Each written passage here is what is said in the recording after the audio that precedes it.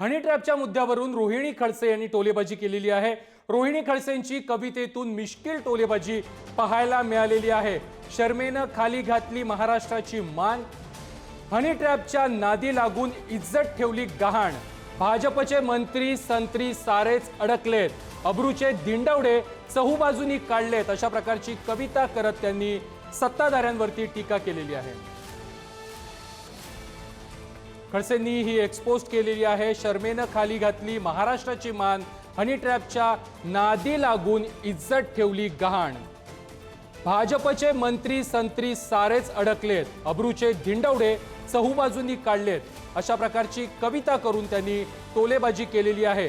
कदमांच्या पोराची जोरदार सुरू आहे छमछम, दिवस अशांचेच कोण देईल यांना दम, चिवताई मात्र आता काढत नाहीत आवाज, कुणास ठाऊक कुठे लपून बसली आहे आज, मेकअप क्वीनने तर बोलणंही टाळलं, उगाच आल्याच्या गोष्टी बाहेर काढतील, बहुतेक तिला कळलं,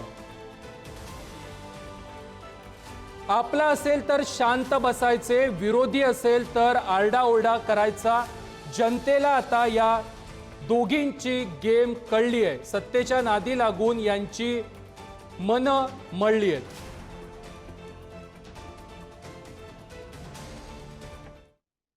यानंतर आणखी एक महत्त्वाची बातमी आहे। सूरज चव्हाणला राजीनामा देण्याचे आदेश देण्यात आलेले आहेत। लातूरमधील मारहाणीनंतर सूरज चव्हाणवरती मोठी कारवाई करण्यात आलेली आहे।